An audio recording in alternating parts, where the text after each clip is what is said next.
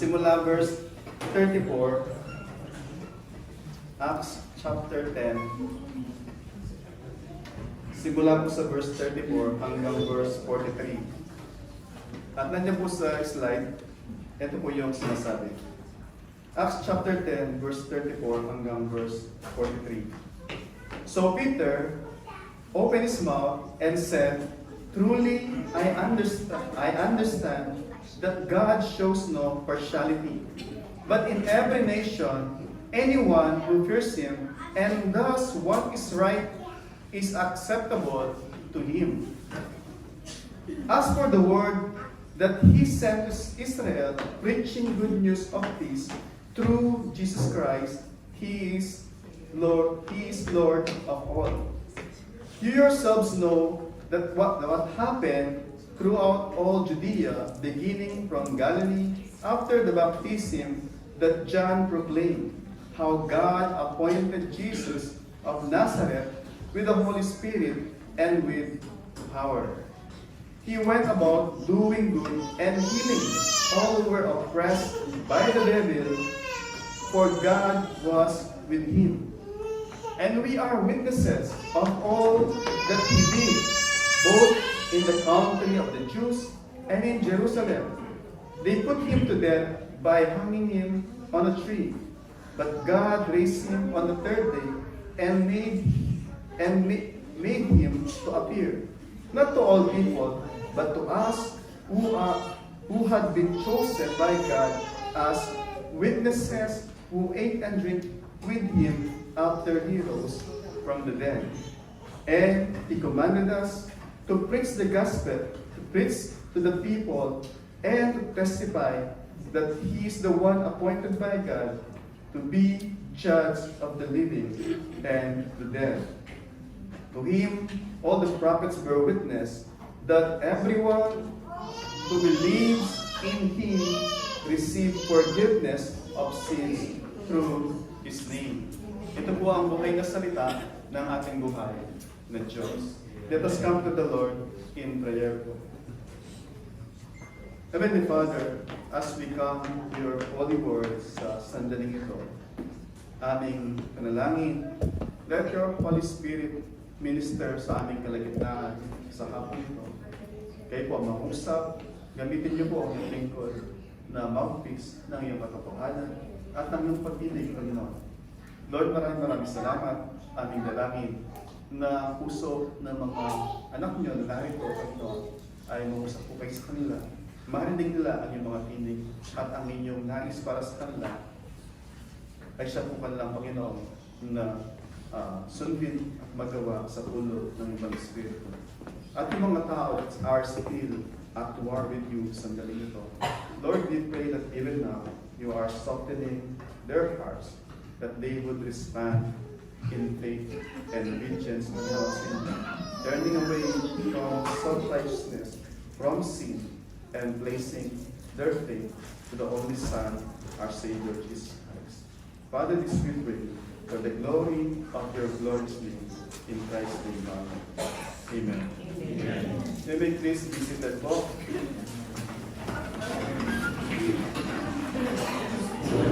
Nakakapanibago na yung mga nasa unahan ngayon ay pwede bang gawin lagi natin ito na every week ay Mother's Day, di ba? At least si Ate Ruby, pag magiging ilustrasyon siya, nandito kagad sa harapan, di ba? Expect nyo na puro Ate Ruby, and from time to time, Ate Sylvia na kayo Ate Ruby. So,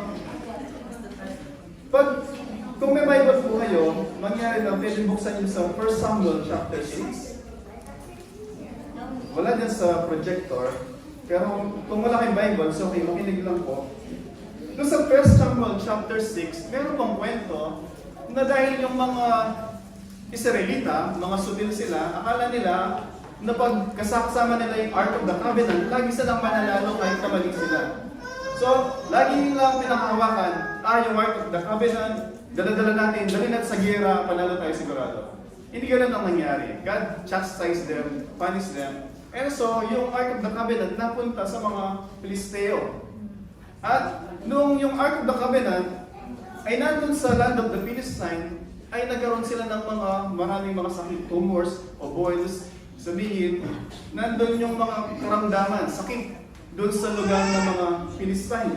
At dahil doon, takot na takot sila. Sabi nila, anong gagawin natin sa ark na to? Ayaw natin to dito. Pero sabi nila is, para matanggal yung curse sa atin, yung sumpa o yung galit ng Diyos sa atin, let's send him back to Israel. Pero wag lang natin basta-basta isend. So gumawa sila ng ano naman, tapos nilagyan ng mga gold. And then nilagay, sabi dun sa 1 Samuel chapter 6, the ark of the Lord was in the country of Philistine 7 months, and the Philistine called for the priests and diviners and said, what shall we do with the ark of the Lord? Sabi nga kanina, because lahat sila, they are suffering yung sumpa mula sa Diyos o yung mga karamdaman, mga salot ay nandun sa kanilang land. And then, ito yung naisip nilang gawin.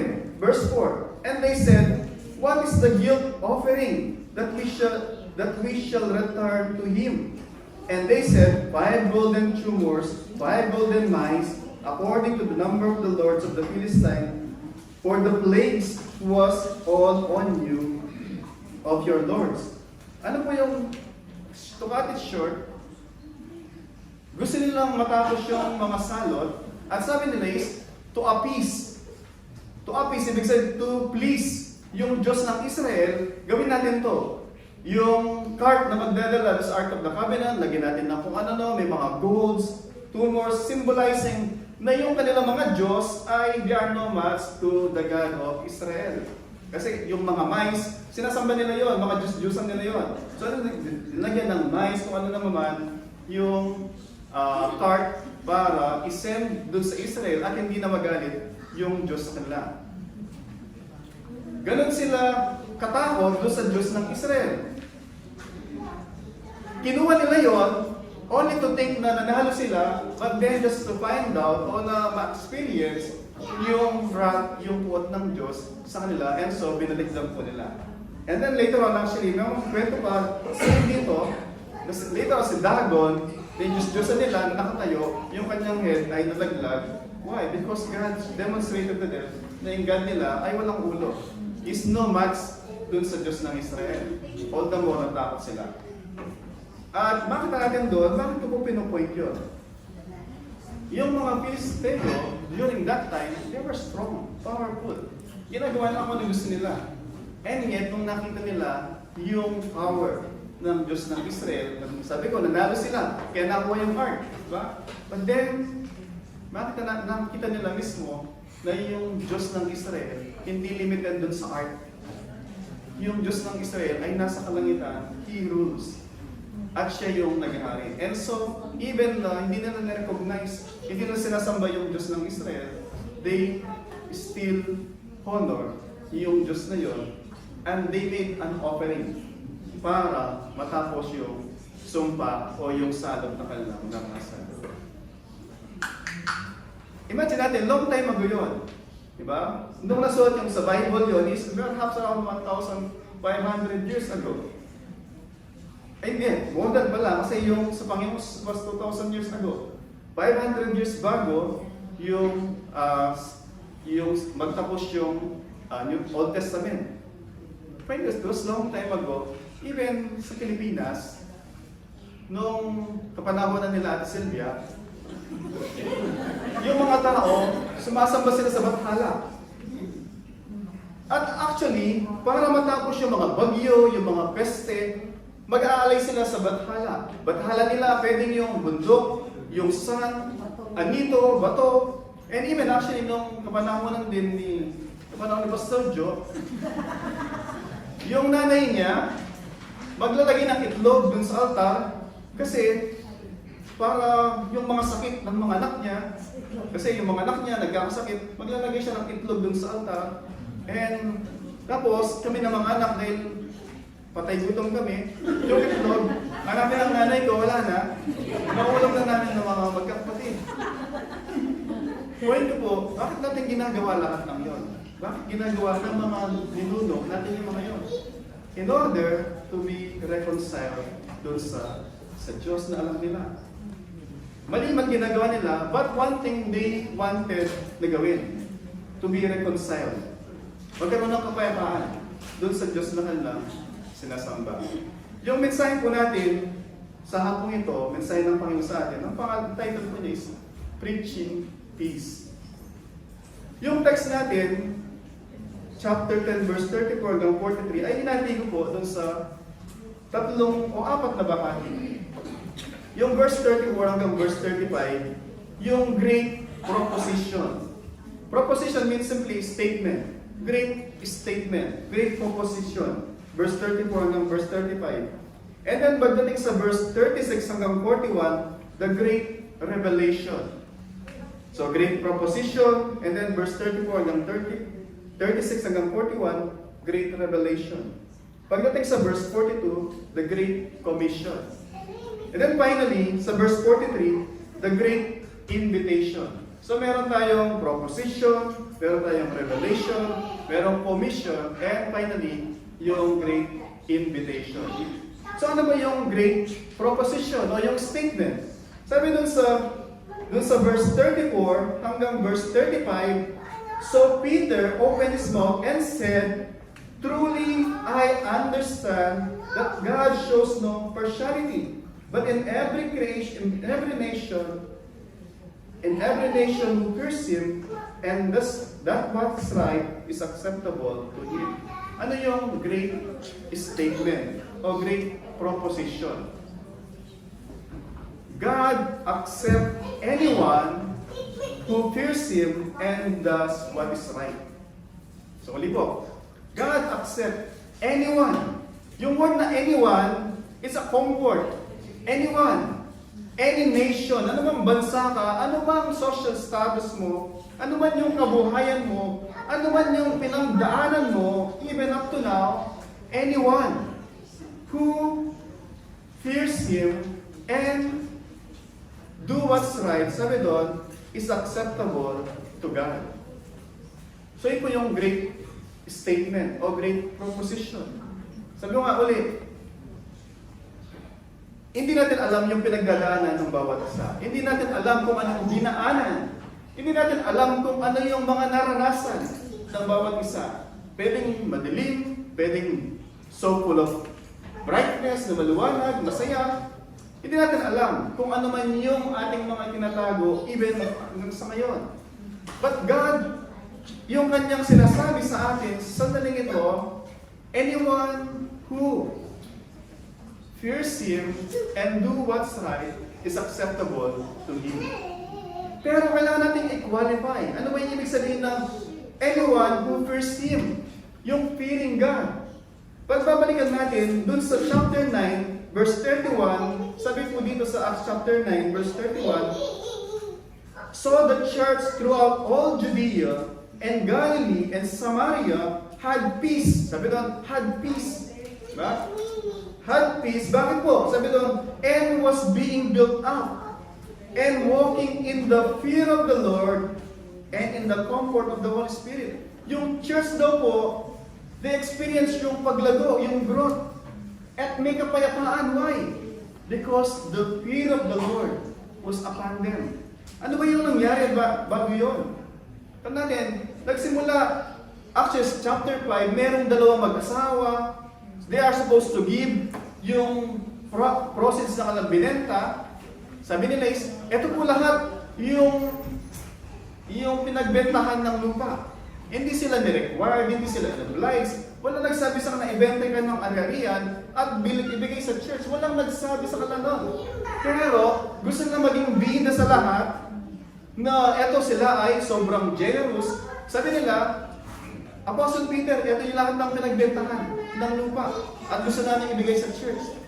Sabi ni Pedro sa babae, kay Sapphira, ito ba talaga yung lahat ng pinagbentahan? Yan po lahat. Sabi ni Pedro, why you lied to God, to the Holy Spirit? You did not lie to me, sabi ni Pedro. And she dropped dead.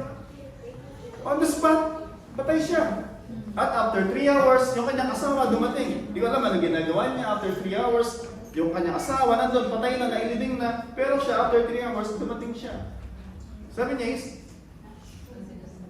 Ito na ba talaga yung pinagbentahan? Yan po lahat talaga.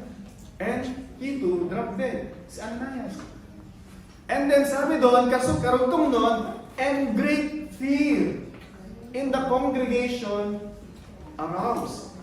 And then all the more, God grew them. Ano po yung point doon? Yung holy reverence. Honor. Yung pagkilala sa Diyos ay naghari.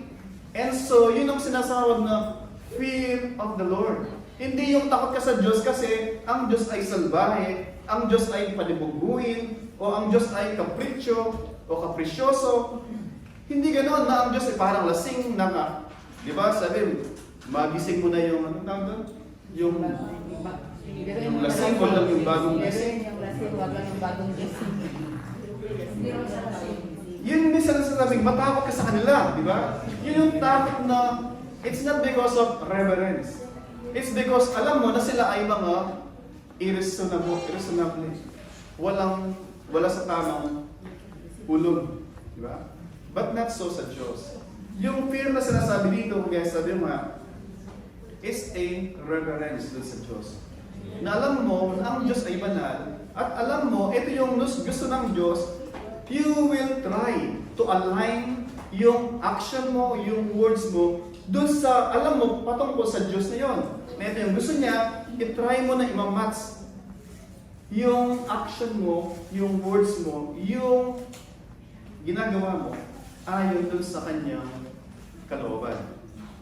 Nakita natin dito, sabi kong nakaraan, si Cornelius, sabi doon, he is a God-fearing man.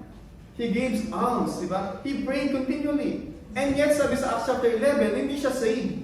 Di ba? But then, base dun sa light, dun sa knowledge, revealed sa kanya, even though hindi siya Christian, he's trying to live a life matching yung alam niya about God. Muli po, ginagawa niya yung mga bagay na ginagawa niya, hindi para maligtas. Pero alam niya na ito yung Diyos na kanya sinasamba, at ito yung Diyos ng Israel, so nagsisikap siya na sumunod, mabuhay ayon doon. Pero sa kabila nun, hindi siya ligtas. Pero nagsisikap siya, nagsusumikap. And God revealed more yung light. Kaya niya pinadala si Pedro at nagpakita yung anghel naman ng Diyos kay Cornelius because God has prepared yung kanilang meet-up. Ano po yung pinabuhay natin doon mga kapatid? Si Cornelius, sabi nga, he has reverence and awe doon sa Diyos ng Israel. Kahit di pa siya saved until this time. So sa atin, ito po yung sinasabi ng Diyos sa atin. Actually, sabi nga ni Solomon sa Proverbs, fear of the Lord is the beginning of wisdom. Yung tunay na wisdom comes from yung reverence doon sa Diyos. And then, hindi lang sinabi niya na fear of God o yung reverence, but po is anyone who does what's right is acceptable to Him. Ano ba yung doing what is right? Sabi doon, di ba? Sabi niya, babasahin natin, every nation who fears Him and does what is right. Titingnan mo, simple lang, does what is right. Pero tatapon natin, may dalawang bagay po dito, ano ibig sabihin ng to do what's right, or to be, number one, to be right, and to do what's right. Ano ba yung to be right? Si Saul, no pinapersecute niya yung mga early Christian, akala niya yun yung tama. Ginagawa niya yung alam niyang tama, pero actually mali siya. So kahit alam mong gawin mo ng gawin, yung alam mong tama, kung mali, mali pa rin. Diba? Naalala niyo yung kwento na merong isang tatay, wala siyang trabaho, gutom na gutom yung kanyang anak, may sakit, at pumunta siya doon sa mercury drug at pinasok niya at naglaban yung security, binaril niya, napatay. At tapos pag-uwi niya doon sa bahay niya, binigyan niya ng gamot yung kanyang anak, dumating yung pulis, sabi niya sa pulis, binaril lang naman kasi kailangan ko ng gamot eh. Tingnan mo, anak ko na-save, diba? Pero patay yung security. Paano yung anak na security? Diba? May 10 anak siya, paano naman yung 10 anak ng security? Diba? Yung kanyang sinasabi, hindi, kasi kailangan ko eh. Ginawa ko lang yung tama. Mali pa rin, di ba? So minsan po, kaya nga sabi din ni Solomon, there is a way that seems, akala natin tama. Pero yung hantungan niya ay death, sabi niya. So hindi lahat ng akala natin tama ay tama. Let's make sure na tama ka yung sinusunod natin. Kaya nga po lagi natin sinasabi, ito po yung ating authority, yung salita ng Panginoon. Kasi salita ito ng Diyos. Kahit sinabi ni Pastor, kung hindi ito sinabi ng Panginoon, susunod tayo dun sa sinasabi ng salita ng Panginoon. Hindi yung sa Pastor. Nagsisikap tayo na sumunod, ipangaral yung nais ng Panginoon. So ano po yung uli doon? Sabi po sa Romans chapter 3 verse 10, Romans chapter 3 verse 10, ito po yung sabi. Una, gusto ko makita natin dito, sabi ko kanina, to be right and to do what's right. Hindi lang na alam mo yung tama at nasa tama ka, pero wala ka namang ginawa. Alam mo yung tama at gawin mo kung ano yung tama. Nala yung preaching ni Pastor Dong yung nakaraan. Diba? Hindi tayo kung ano yung hindi natin ginawa. Bagus kung ano yung kaya natin gawin as we are empowered by the Holy Spirit. Kasi yung mga hindi Christian, kaya din naman nilang hindi gawin yung hindi natin ginagawa. But the question is, what can we do na hindi nila kayang gawin? Ano yung kaya natin gawin because of the power of the Holy Spirit na hindi nila kayang gawin kasi wala silang Holy Spirit. So, ano yung sinasabi dito ni Apostle Pedro sa pamamagitan ng salita ng Panginoon? Number one, we have to be made right before God or with God. And then, start to do what is right. At, ulit, sabi ko, tingnan po natin yung Romans chapter 3, verse 10. Romans chapter 3, verse 10, ito po yung sabi. None is righteous, no, not one. Ano po sabi? Wala daw pong matuwid kahit isa. At pag sinabing wala, at wala kahit isa, hindi po ako kasama doon, at hindi po tayo kasama lahat doon. Ibig sabihin, sa mata ng Diyos, lahat tayo ay hindi matuwid. Baluktot pala tayo lahat sa mata ng Diyos. At hindi po nagtatapos doon, pagdating sa chapter 3, verse 21, ito po yung sabi niya.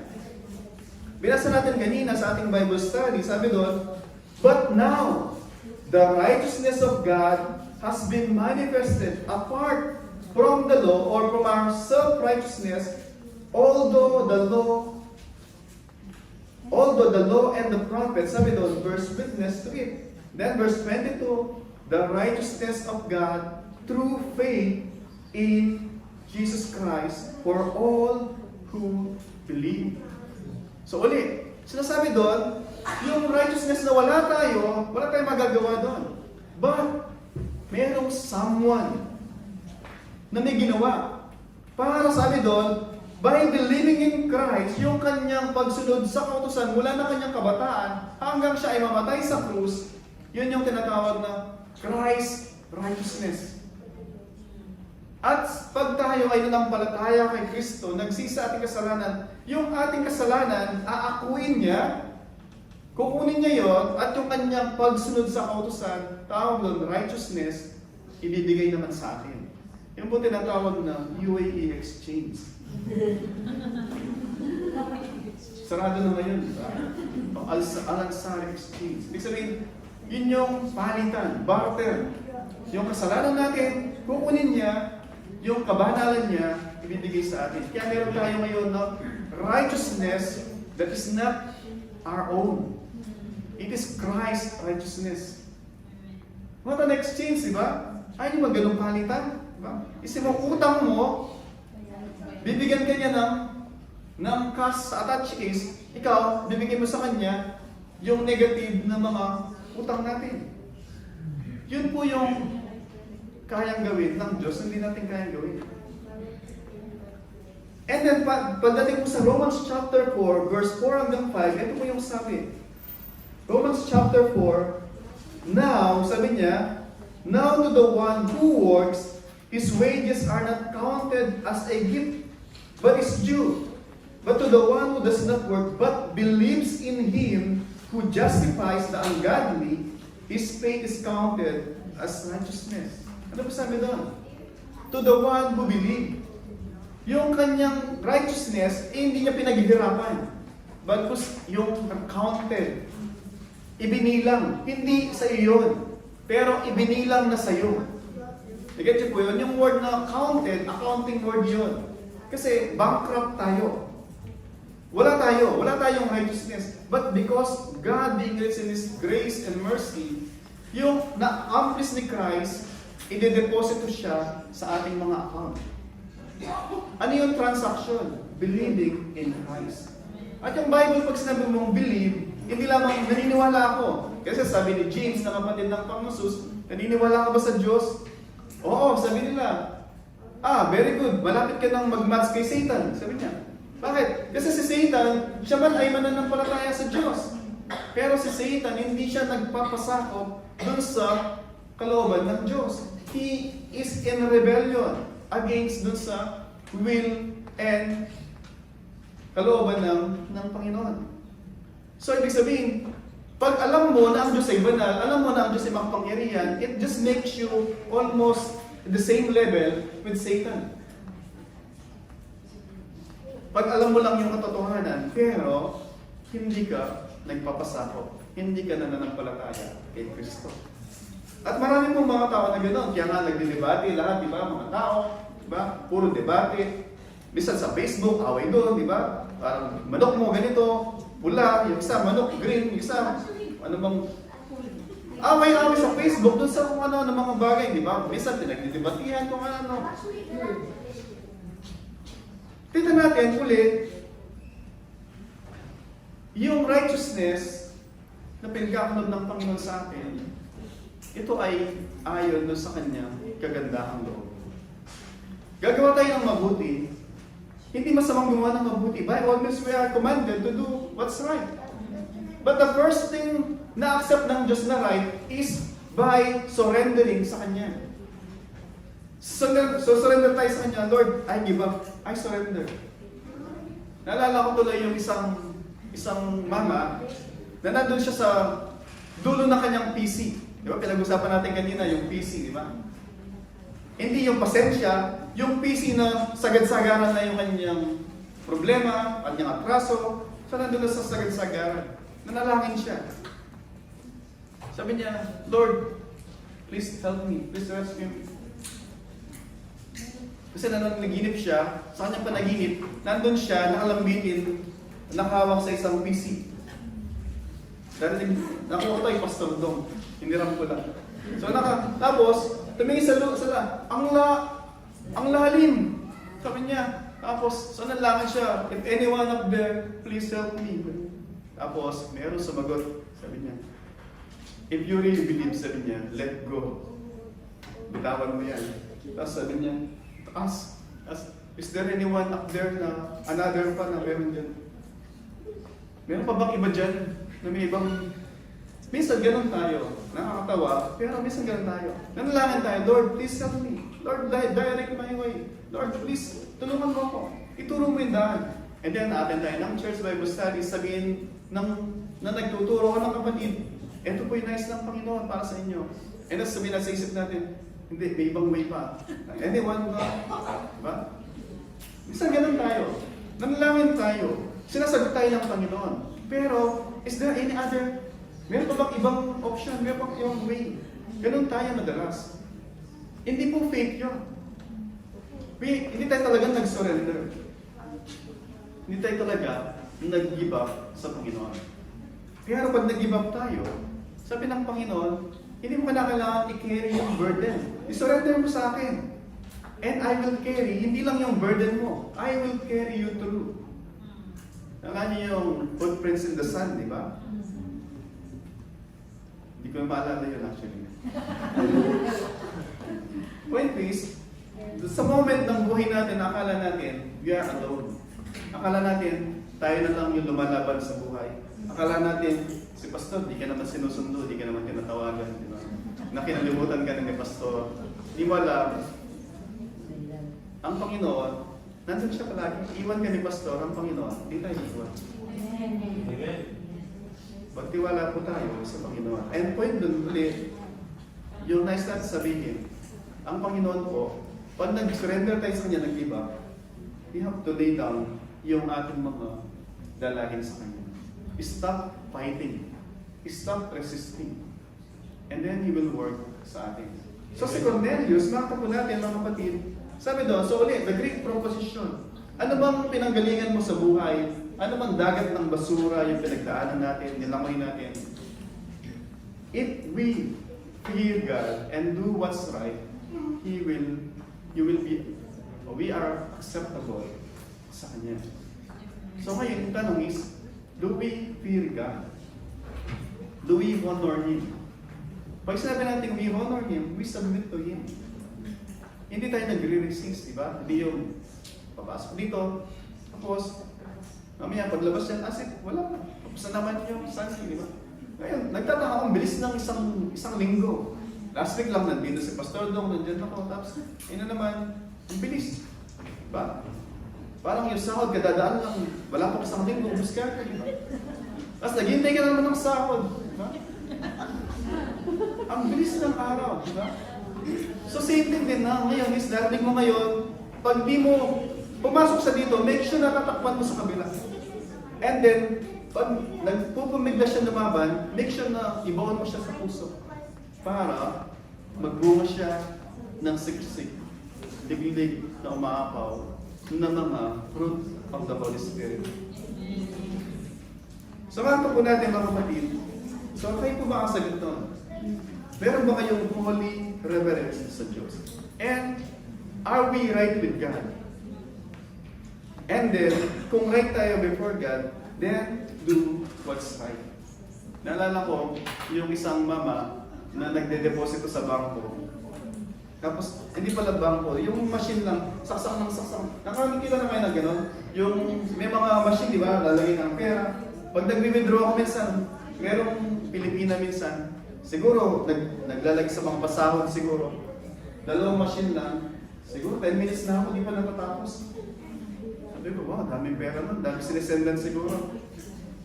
Tapos, yung point is, isang tao, nalagay ng lagay, tapos bumabalik lagi. Mas nakakatuwa yung bumabalik, hindi natanggap. Bakit? Kasi nakakatakot, pindot ka na pindot, kinuha ng machine, pero di napupunta sa account mo. Kasi wala kang account. Diba? Pero yung machine, kuha siya ng kuha. Nalagay yung bendo machine, naglagay ka, walang mabas. And then, alog mo, di ba? Nalaglag. Point is, maraming ganun na deposito ng deposito, gawa ng good works, thinking na nag-accumulate yung kanilang deposit sa langit at yung Diyos na napiplease. Pero wala silang account. Yung account natin, magsisimula siya if we have connection kay Christ. Because all the promises of God are yes and amen only in Christ. Amen. So let's make sure na meron tayong account. Diba? Meron tayong connection kay Christ. Him as our Lord and Savior. And we do kung ano man yung mga mabuting ginagawa natin. They will be accepted sa Panginoon. E nakita po natin dito, yung great revelation dun sa verse 36 hanggang verse 41. Sabi po sa verse 36,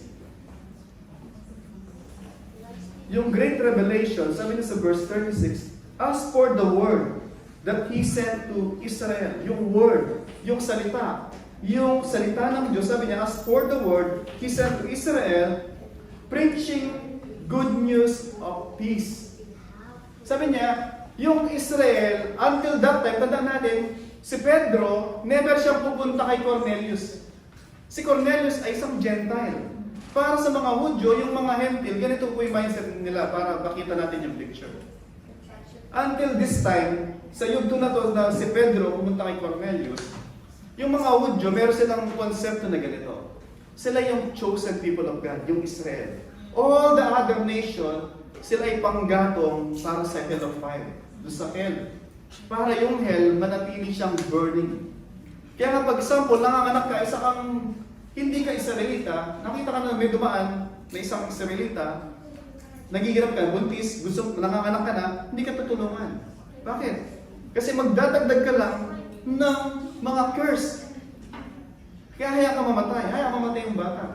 Kasi para sa kanila, tayo ay mga panggalang lang sa hell. Yun yung kanilang konsepto. So, nung ang Diyos nagpakita sa pangintayan kay Pedro, pumunta ka kay Cornelius, yung nilinis ng Diyos, wag mong ituring na marami. At si Cornelius naman, sabi niya, magsugo ka ng delegate mo kay Pedro, nandun siya kay Simon the Tanner, live dun sa by the sea. Kinondisyonan ng Diyos yung si Pedro at saka si Cornelius, parang nag-meet sila, si Pedro ay hindi siya papalag doon sa mga bisita na pupunta sa kanya. Sumama siya, pinatulog niya muna yung mga guests, and then sumama siya, papunta kay Cornelius. Kahit na si Cornelius ay isang hentil. Ibig sabihin na hentil, hindi siya Hudyo. Later on, pagdating natin sa chapter 11, makita natin, si Pedro ay katakot-takot na panunuya yung kanyang natanggap sa mga kasama niya doon sa Jerusalem. Bakit ka pumunta doon? Gentile. So unclean ka na ngayon. Pero, point po doon mga kapatid, yung great revelation is na ang mga Israelita, sila yung unang caretaker ng salita ng Panginoon. Pinili sila ng Diyos, hindi dahil ang Diyos sila lang yung gusto. Hindi. That through Israel, all the nation of the earth might be blessed. Yun yung Abrahamic covenant. Yun yung promise. Na through Abraham, all the nation of the earth will be blessed. Why? Because through them, Israelita, ipapanganak yung Messiah, yung tagapagligtas. Siya ay isang Hudyo na magbe-bless ng lahat ng mga bansa. Anumang lahi mo, in Christ, we are redeemed. We are reconciled sa Diyos. Sabi niya, so tingnan natin yung Great Revelation, and then sabi niya, so preaching the good news of peace. Sabi mo kanina, di ba? Yung good news of peace, because we are at war with God. And then sabi doon, yung peace na yun, through Jesus Christ. So yung peace, yung reconciliation is mediated by Christ. So without Christ, there is no peace. There is no peace for the wicked. Sabi ni Isaiah. And then sabi pa doon, He is Lord of all. Hindi siya Lord lang ng Israel. Hindi siya Lord lang ng Christian. He is Lord of all. Christian ka, Buddhist ka, Muslim ka, He is Lord. Merong minsan, misunderstood na altar call. Isa may nagpipreach, tapos may magsabi, sino po yung gustong tumanggap sa Panginoon bilang Panginoon? Magtaas po ng kamay, tumayo. Gawin niyo po siyang Panginoon ng inyong buhay. May marinig kayo gano'n, di ba? Make Him the Lord of your life, and you will be saved. Actually, blasphemy po yun. Perhaps first time yung narinig na, that is blasphemy. You don't make Christ as Lord. Hindi tayo yung may kapangyarihan to make Christ as Lord. Whether you make Christ or not, whether you like it or not, Christ is Lord. He is Lord. We don't make Him Lord. All we have to do is recognize, submit to sa Kanyang Lordship. But we don't make Him Lord. Because He is Lord, whether you like it or not. Kristiyano ka, ano mang relihiyon mo, whether Kristiyano ka, He is Lord. The question is, do you submit do sa Kanyang authority as Lord? Or you resist, you rebel do sa Kanyang Lordship? Sabi sa John 1:12 na lagi natin binabanggit, to those who believe in Him, to those who receive Him, He gave them the right to become children of God. Being a child, you are reconciled do sa family of God. Naging anak ka niya. Hindi ka na ngayon stranger, hindi ka na ngayon alienated, hindi ka na ngayon outsider, bagkus ikaw ay fellow heir, member of Christ's household. Kung ikaw ay kapamilya ka, I guarantee you, sa mga pamilya nyo, gagawin nyo lahat. Kaya nga dahil dito, di ba, nagpapakahirap para sa ating mga mahal sa buhay. We want to protect them. We want to do kung ano man yung makakabuti para sa kanila. Mapagtapos natin ang pag-aaral mga anak natin, di ba? Kaya nga po mga dakilang ina kayo, di ba? Lumayo kayo dito para malayo sa mga asawa nyo dahil Gusto niyo maghanap buhay, di ba? Para mapag-aral niyo yung mga anak niyo. Ginawa niyo lahat ng yun. Gagawin niyo lahat to protect and to give kung ano man yung sa tingin niyo makakabuti para sa inyong mga anak. Eh tayo mga makasalanan tayo mga magulang, di ba? Eh yung Diyos banal siya. Kung anak niya tayo, hayaan ba niya tayo na mapariwara? Hayaan ba niya tayo na hindi maging maayos? So ngayon po, mga anak tayo ng Diyos because of what Christ has done and because of our union with Christ. So yun po isang kapayapaan mula sa Diyos pagka tayo ay na-reconciled kay Kristo bilang hindi lamang siya Panginoon, bagos ating tagapagligtas. May mga nagsabi na, si Kristo po yung aking tagapagligtas. Diba? Gustong gawin ang Panginoong Jesus bilang tagapagligtas para siya na yung nagbayad sa punishment ko. Diba? Para hindi ko siya kinikilala, hindi ako nagsabit sa kanya. Kasi ayaw ko muna sumunod sa kanya. Hindi pa ako ready. Aayos ko muna yung buhay ko. Pag maayos na yung buhay ko, at saka ako lalapit sa Diyos. Pero ganun din. Maraming ganun actually. Perhaps once upon a time, Sister Joy, ganun din. Aayusin ko muna yung buhay ko. Pag maayos na yung buhay ko, at saka magpapakasal. Mga kapatid, hindi natin kaya ayusin yung buhay natin sa sarili natin. Si Kristo na maayos, pag na-connect tayo kay Kristo, magiging maayos ang buhay natin. Kasi ayusin niya yung buhay natin. Naalala ko yung ketongin. Sa Israel dati, pag may ketong ka, kahit naman siguro ngayon, takot ka, di ba? Takot ka lumapit. Pag kadahawakan mo yung may ketong, magiging unclean ka. In fact, sa Israel, during their time, nung writing ng Bible, pag may ketong ka, malayo ka pa, yung damit mo, punit-punit. Para makita ng mga tao na ketongin ka.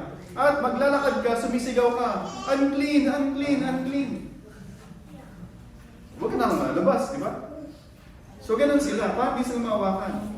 So one time, may pumunta sa Panginoong Jesus. If you are willing, please make me clean. Sabi ng Panginoon, hinawakan siya. Hindi naging madumi ang Panginoon. Luminis yung ketongin. Pag hinawakan tayo ng Panginoon, yung buhay natin, hindi magiging marumi si Kristo. Pero magiging malinis po tayo. By Christ's touch sa ating relasyon kay Kristo. Gusto po natin maging maayos yung buhay natin, kailangan po natin si Kristo. Gusto niyo maging maayos yung asawa niyo, kailangan ng asawa niyo si Kristo. Kung galit kayo sa asawa niyo, pag-pray niyo na katagpuin siya ni Kristo. Makaganti kayo sa Kanya. Kasi maging maayos siya pagka at titino po siya. Diba? Meron akong kilala na pangalan niya, Dan Orquico, ng CCF. Babaero siya, addict din siya, pero yung asawa niya, never nag-give up mag-pray sa kanya. Until one day, so naka-drugs, tapos naka-aksidente, and then nung nasa aksidente siya, nag-try siya tumawag ng mga kaibigan niya dahil hating gabi, walang sumasagot. Finally, yung asawa niya na iniwan na niya yung asawa niya, siya na lang yung pwedeng tawagan niya na na-try niya lahat. And sometimes, ganun yung Diyos. He makes sure na nandun ka sa dulo ng PC mo. Na wala ka nang matawagan, kundi ang Diyos, at ang Diyos ililid niya dun sa mga tao na gaganinin niya. So, tinawagan niya, yung asawa niya, dali-dali pumunta, at kinag niya yung asawa niya. Hindi niya sinabi na, sabi ko na sa iyo eh. Ba? Hindi po ganon. Bago sa sinag niya, ano yung kailangan mo? So, sumama sa... And then after a while, naibasbasan yung mama. Sabi niya, bakit ganon ka? Bakit iniwan na kita? Sa lahat ng ginawa ko sa iyo, sabi niya, because pinabahayan na kita sa Diyos. At kung yung Diyos nais niyang gamitin ako as I prayed for you, let it be na gawin ko sa iyo kung ano yung nais gawin ng Diyos through me sa iyo. And ngayon, isa na po siyang pastor. And then nag-testimony yung asawa niya, yung babae, nag-testimony, sabi niya, Sabi niya, dinurog daw yung puso, yung asawa niya, dinurog daw yung puso niya. And dahil sa manhid na siya, most of the time, hindi na marunong umiyak, dahil sa kakaiyak, ano sabi niya?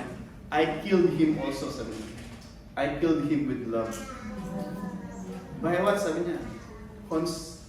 Consistent prayer para sa kanya. And God honored yung prayer. Matagal, sabi niya. Painful. Pero ngayon is, kaidaran lang namin sila. Kaidaran lang namin sila, mga 28, 29. And then, sabi po niya, as you yourselves know what happened throughout all Judea, beginning from Galilee, after the baptism of John proclaimed. So ano po yung point dito? Si Cornelius, alam niya kung ano yung nangyari sa Panginoong Jesus.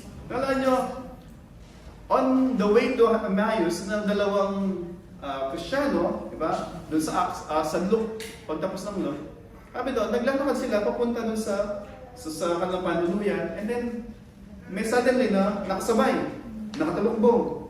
That time is nakatulukbong sila kasi maligabok, o perhaps para hindi ma-recognize ang Panginoong Jesus. So, bakit kayo malungkot? Sabi ng Panginoon.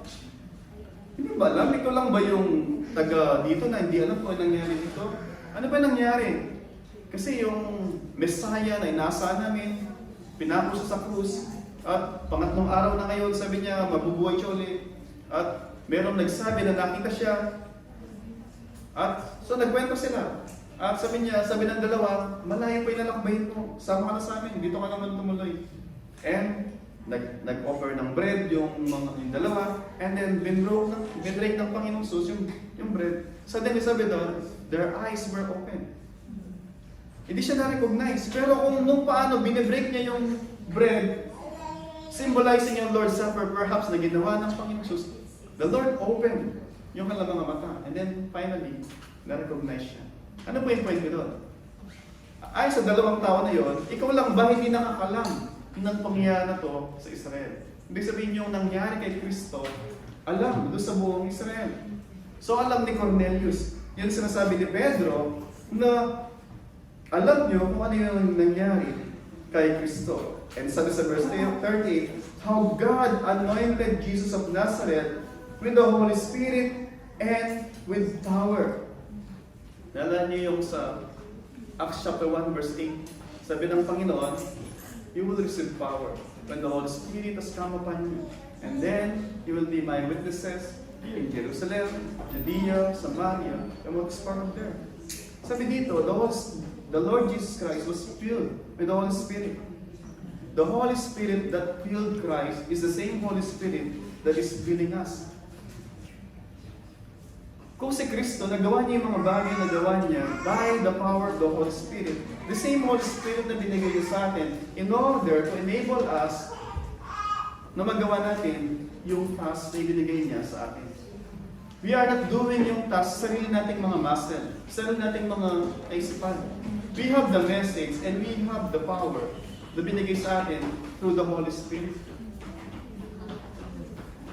And sabi po doon, He went about doing good and healing all those who were oppressed by the devil, for God was with him.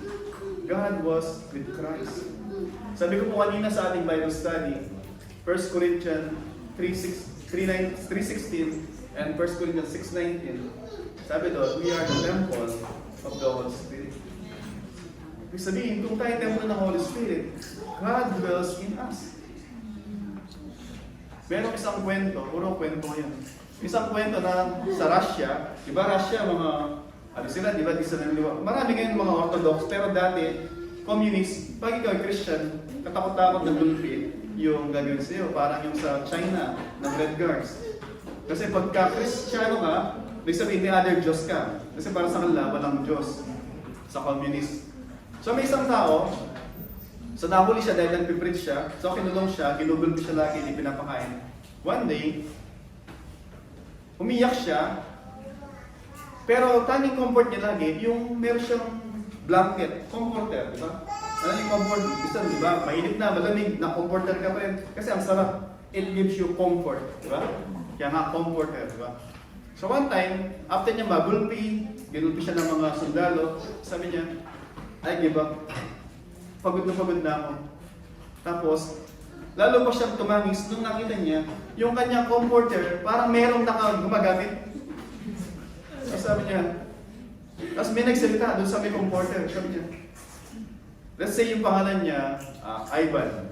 O, Ivan na lang, para wala ditong Ivan.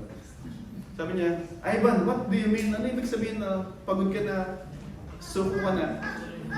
Nakalimutan mo na ba si Kristo na siya yung dahilan bakit hanggang ngayon ay lumalaban ka? And then suddenly, yung kumot biglang nag-flat. Na parang kanina parang may tao, ngayon wala. So nag-flat.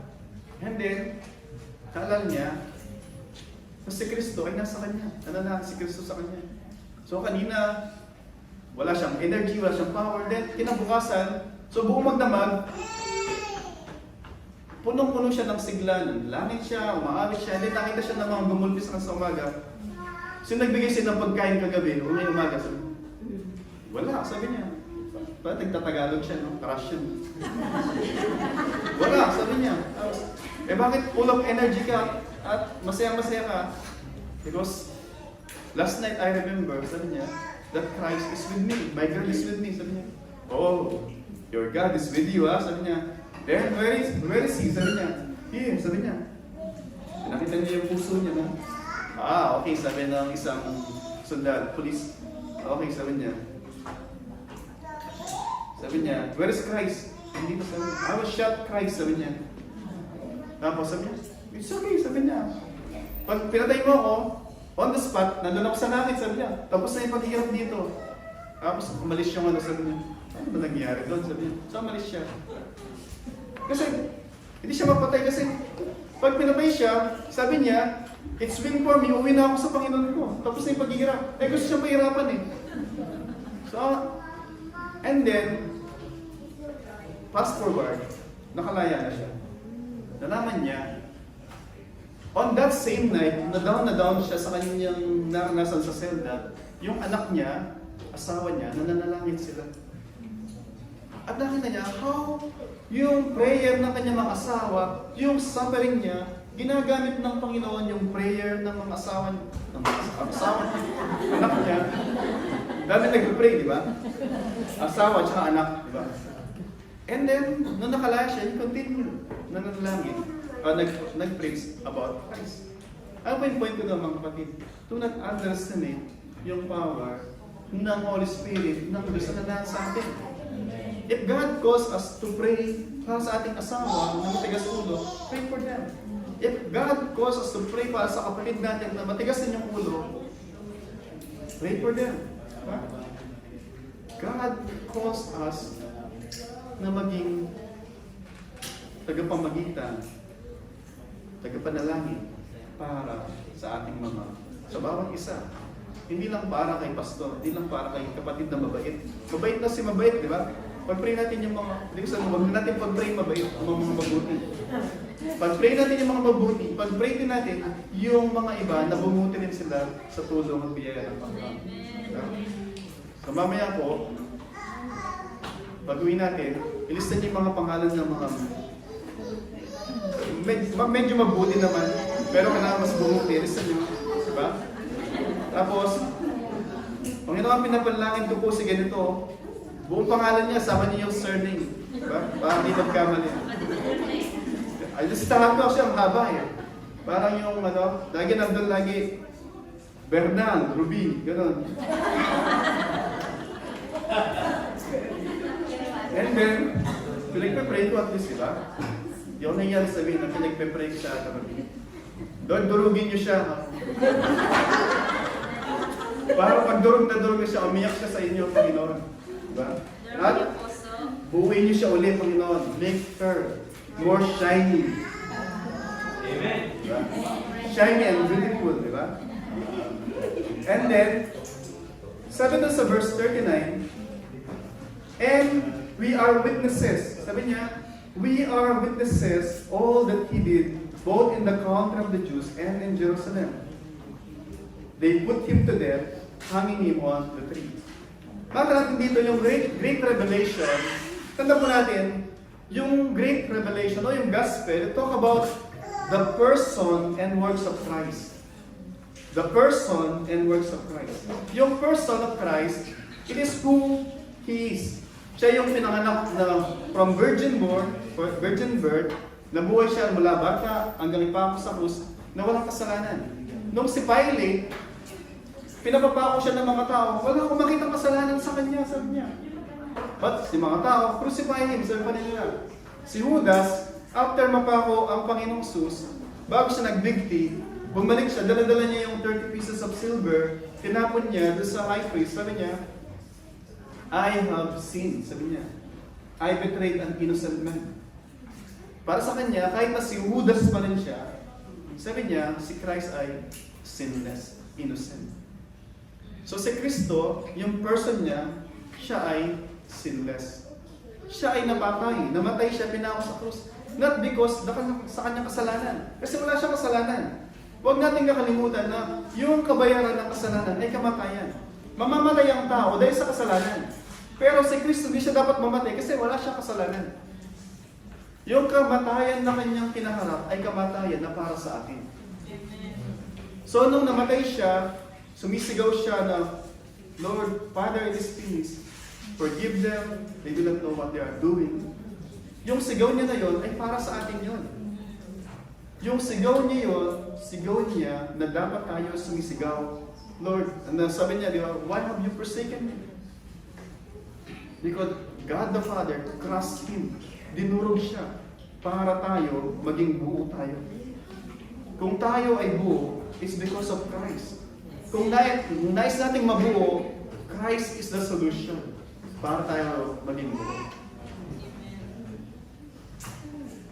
You can ask yourself po sa ngayon, buo ba kayo? O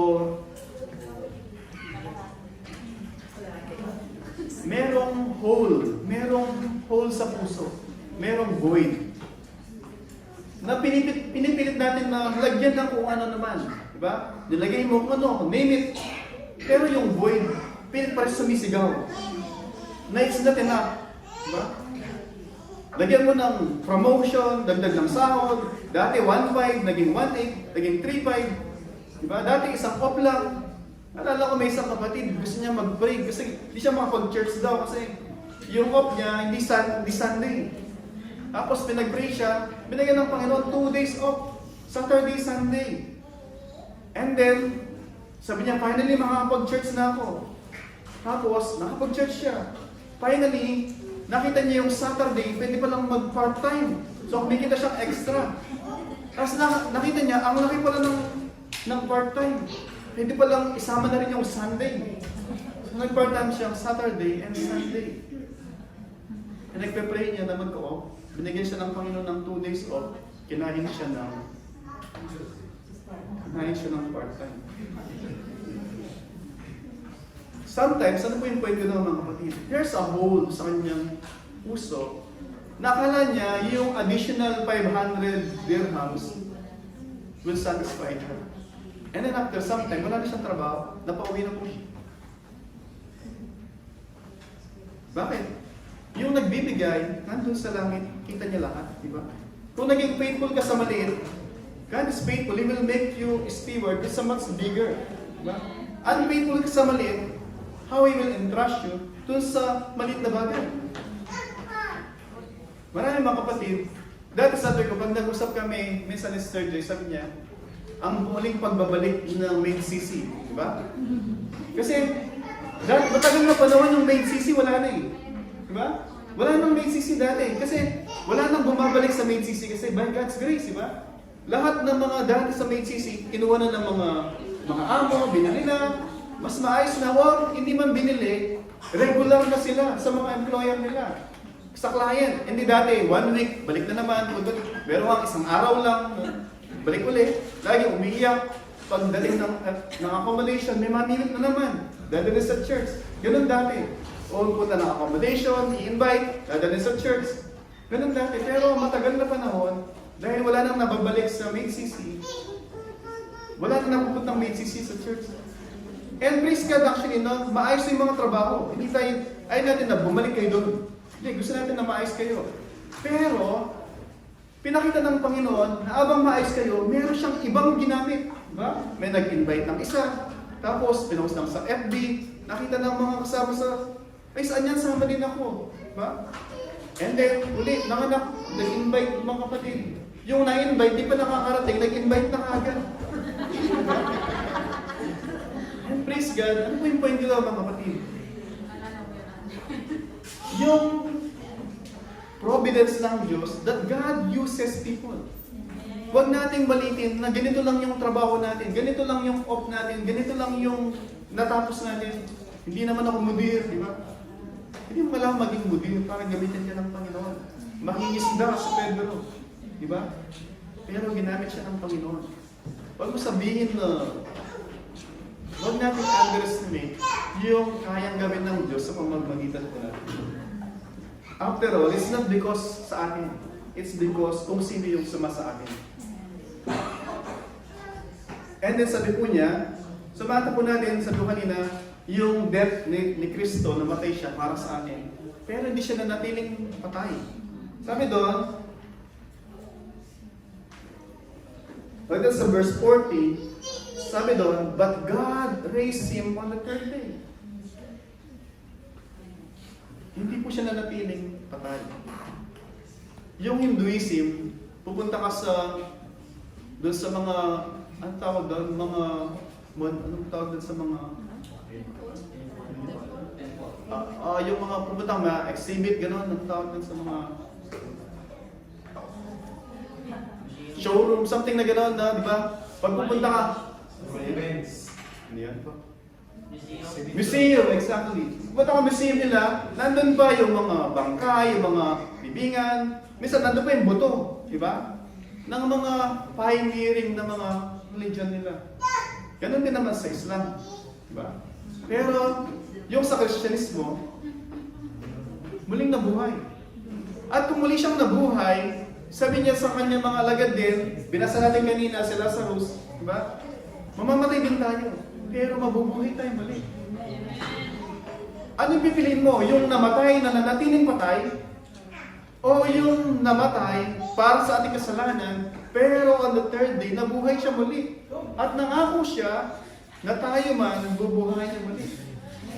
Sino susundan natin? Yung nangako, nabubuhay din niya tayo muli. Doon po tayo. Hindi po tayo doon sa nanatiling patay. Ano po yung point ko? Minsan yung ginodiyos din natin, o huwag ko sabihin ginodiyos natin, yung tinatakbuhan natin ng security ng buhay natin, ay mga bagay actually na walang buhay. Pero nandun yung security natin sa bagay niyon o sa tao na yun. Pero si Kristo, sabi po niya sa Bible, He's rock. Reliable, dependable. Sa Kanya po tayo umawak. Sa Kanya tayo umapit. Yung iba, di ba? Yung lagi, pag si Ate Mary, nandito, matatapos ko na yung buo na to. Sabi ng mga kasama niya, humahawak sa patalim. Di ba? At pag hawak sa patalim, shhh! Dugo-dugo, diba? Sakit. Pero siya, umawak siya sa Diyos, kay Kristo. May pain. Pero yung pain is not dahil sa hawak. There's joy sa heart. Yung pain is seeing. Yung mga kasama mo na mahal mo, there's still nakahawak pa rin doon sa nagdudugo nilang kamay, doon sa itak. O doon sa blade. Bakit? Yung nakaalam nila, hindi nila alam na mayroong pag-asa kay Kristo. Yun po yung minsan painful heart na knowing kung ano yung meron sila. Knowing kung ano yung meron ka and yet hindi nila makita. Nawa, ganun din po tayo mga kapatid. Una, huwag tayong hawak sa patalim. Pangalawa, kung hindi tayo nakahawak sa patalim, yung mga nakahawak sa patalim, tapikin po natin sila, cease. O, what cease? O. Iba yung name, sabihin nyo, name. O, kung ano man yung name, di ba? Hindi ko na tapusin yung dito. May bago na ako naisip. Huwag nang, sabihin nyo lang, Masaktan ka lang dyan. Huwag kang bitawan mo na yan. And then, receive Christ because Christ cares for you. Mahal ka ni Kristo. Okay po? And then, so Christ, di po siya nanatiling patay, di siya nanatiling nakalibing, siya ay muling nabuhay. At nagpakita siya doon, sabi doon, He appeared to many. So may nakakita sa kanya. As a witness, sabi doon, di siya nagpakita sa lahat. Bagos doon sa mga some, na mga believer. Ito lagi sinasabi ko, pag binabasa ko yung mga ganitong pasahe, lagi nagkakamot ako ng ulo. Sabi ko lagi, bakit? Nagpakita lang siya sa mga Christian na. Christian na yung mga yun, naniniwala na. Bakit di nagpakita sa templo, tapos nakatas siya? Tapos lumilipad siya na see, what? Naniniwala ka ngayon? Diba? And then yung mga tao, lahat sila, nagpatira pa. Diba? Hindi niya ginawa yun. Bakit kaya? Yung pamamaraan niya is, sabi niya sa mga lagad niya na nagpakita siya, be my witness. Proclaim yung gospel. Yun po yung pamamaraan niya. Hindi yung pamamaraan niya na kagaya ng nais natin na pamamaraan. And it's comforting na bagamat hindi tayo ganun tinitingnan ng sanglibutan ng mga mahalagang mga tao, and yet Christ chose na maging vehicle tayo para ipahayag yung pag-witness sa Kanya. And then, verse 41 po, sabi po sa verse 41, not to all people, but to those people whom He chose na maging witness na nakasama niya doon sa kanyang Lord's Supper. So mga natin doon, sabi kanina, yung gospel doon sa person and works of Christ. Siya ay nabuhay na banal, namatay para sa kasalanan natin, muling nabuhay, at ngayon, nandun sa trono ng Diyos. He is now the judge and mediator. Sa atin naman, Kristyano, siya ay mediator natin. Siya ay nagme-mediate sa atin para sa Diyos. Pero sa ibang tao, He is the judge. Siya yung aatoy dun sa mga tao na walang relasyon sa Kanya. Pagdating sa verse 42, ito po yung the Great Commission.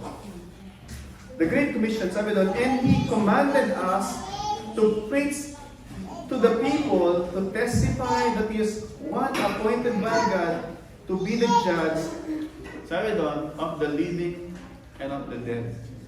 He's the judge. Sabi niya, ipahayag na ito. Either na ako ang magiging tagapagligtas nila, o ako yung hahatol sa kanila. Ano yung gusto natin? Siya yung hahatol sa atin, o siya yung ating defense attorney? Siya yung ating tagapagligtas. Makes sense? Siya yung ating dapat na tagapagligtas. Kung di mo siya tagapagligtas, siya yung hukumbo natin. Sabi niya, ipahayag ninyo ito. Yun ang sabi niya sa verse 42. So tayo po, kung tayo Kristiyano, tayo inatasan. He commanded us. Ipahayag natin yun. At kung maintindihan po natin yun, kinumand po niya tayo, hindi po siya nag-suggest. Hindi niya siya nagsabi, no? Pwede bang may suggestion ako sa inyo? Magkaiba po yung suggestion doon sa command. Amen. Pag Panginoon natin siya, pupunta tayo kung saan niya tayo pinapupunta. Kung Panginoon po natin siya, gagawin natin kung anong pinapagawa niya sa atin.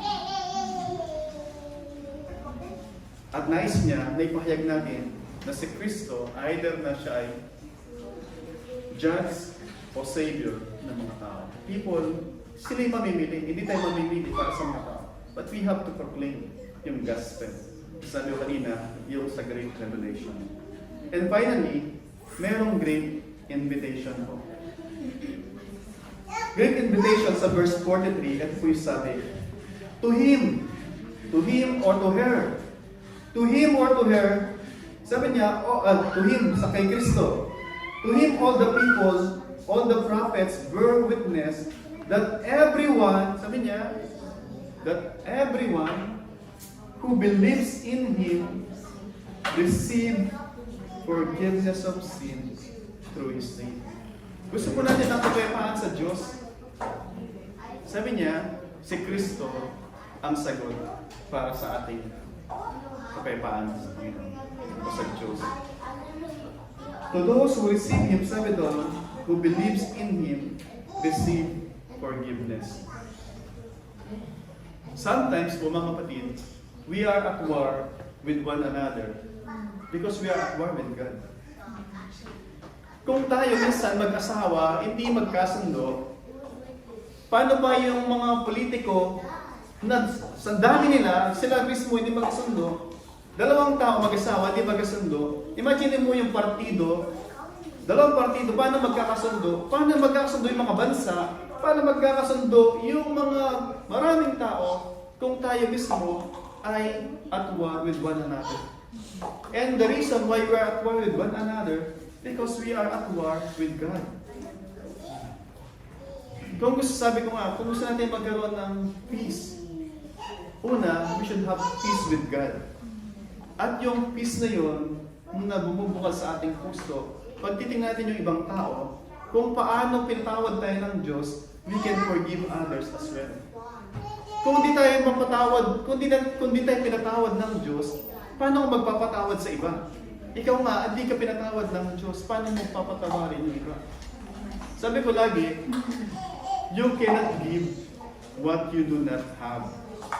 If you receive freely yung forgiveness mula sa Diyos, you will give it also freely sa iba. Sabi ng Panginoon, di ba? Who will love much, sabi niya, he will receive much. Yung nakatanggap ng sandamakmak na kapatawaran mula sa Diyos, he will be more willing to give forgiveness doon sa iba. So tanong po natin mga kapatid, yung great invitation. Sabi po sa John chapter 2 verse 24, yung Panginoon sa nangangaral siya, sabi niya, marami sa kanya na naniwala. Pero sabi doon sa John chapter 2 verse 24, but He did not entrusted Himself to them, for He knew what was in man. Yung mga tao, sila sabi naniniwala sila, pero sabi ni Kristo, hindi sila naniniwala sa akin. At hindi niya in-entrust yung kanyang sarili sa kanila. Point is, maraming sumusunod kay Kristo during His time, pero sabi ng Panginoon, no, hindi actually sila sumusunod sa akin. They are just here for the wrong reason. At mga kapatid, if we are here not for the right reason, I pray, cry out to God, and ask the Lord, Lord, please have me reconciled to yourself. Lord, if my reason for coming here is to please yung sino mang tao na yon na gusto nyong i-please, I pray, it's okay na i-please niyo siya, but first please God. Please God, and then He will lead you in pleasing yung tao na yon na gusto nyong i-please para ma-please yung tao na yon. But number one, we have to have peace with the Lord. Sabi ng Panginoon, I am the way, the truth, and the life. Sino mang lalapit sa Kanya, hindi niya ipagtatago yan. At kagandahan mo sa imbitasyon niya, hindi niya sinabi na, ayusin mo muna yung sarili mo. I-fix mo muna yung mga dapat i-fix. Kasi alam niya, hindi mo kayang i-fix ang sarili mo. At alam niya kung sino yung makakapag-fix nun. At alam niya na siya yung mag-fix nun. At willing po siya. The question is, willing po ba tayo? Willing po ba tayo na ayusin tayo ng Panginoon? Marami tayong mga worry sa buhay. Kasi ganito, kasi ganon. Paano na lang? Mga kapatid, let that worry, ibigay niyo sa Panginoon yun. Lord, I want to get fixed. Lord, ito yung mga worry ko. Lord, bala ka na sa mga worry ko na to.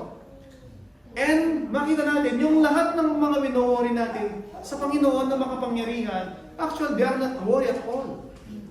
He is powerful. Ginawa niya yung universe. And then yung bagay na wino-worry natin, hindi niya kayang i-fix.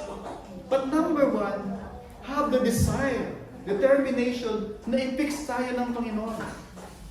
Yun po yung number one. naisin natin at gusto natin. Ipipix po tayo ng Panginoon. Hindi ibig sabihin na wala nang problema. But then, there is joy amidst all chaos. There is stillness sa kabila ng mga bagyo. There is joy sa kabila ng kahirapan. Because there is Christ sa ating puso. And there is peace if Christ is in our hearts. Amen. Let us all stand po and let us come to the Lord in prayer.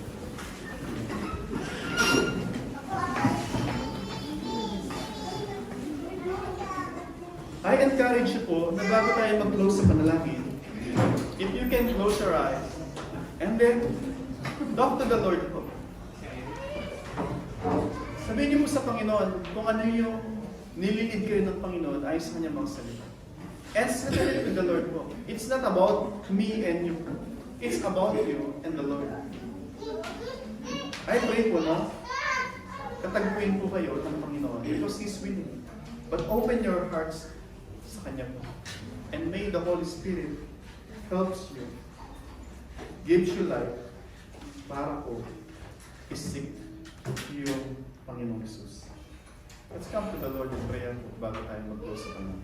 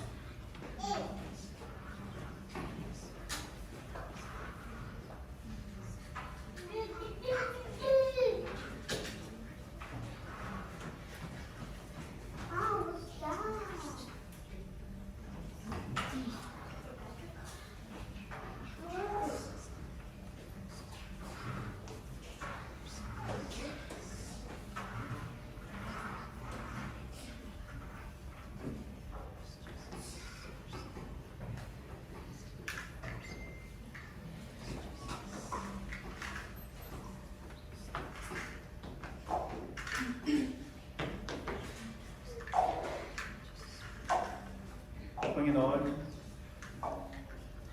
alam niyo po yung sitwasyon namin sa kasalukuyan. Alam niyo po yung puso namin. Alam niyo po kung ano yung iniiyak o pinagpapasalamat ng aming mga puso. Lord, according to your loving kindness, according to your great mercy, have mercy on us again. Save us. Lord, yung mga kaluluwa na dinala mo sa daling ito, they are yours, Panginoon. We pray that in their salvation, you will glorify your name. Father, let it be not in their condemnation, Panginoon, but in their reconciliation. Lord, remove the heart that is disobedient, that is resistive your will. The heart that brings many excuses, Panginoon, instead of turning to you, surrendering to you, Panginoon, yung lahat ng mga dalangin namin. Father, forgive us, have mercy on us, by your grace, O God. Even now, Lord, save us, Panginoon. And kami, Panginoon, ng mga anak mo na, Lord, help us that you have commanded us to share the good news of peace, that people might receive, Panginoon, forgiveness and reconciliation to yourself, Panginoon, as they turn from their sin and place their faith in Christ as their Lord and Savior. Lord, help us to be faithful to the task, to the mission that you have given us. Help us, Lord, to move from our comfort zone and share Christ, the only Savior, the only hope of the people na wala pong tamang relasyon sa inyo. Father, this we all pray for the glory of your glorious grace In Christ's name, our Lord. Amen. Receive the doxology po mga kapatid. And now to Him who is able to keep you from stumbling and to present you blameless before the presence of His glory with great joy. To the only God, our Savior, through Jesus Christ our Lord, be glory, majesty, dominion, and authority before all time, and now, and forevermore. Amen. Amen.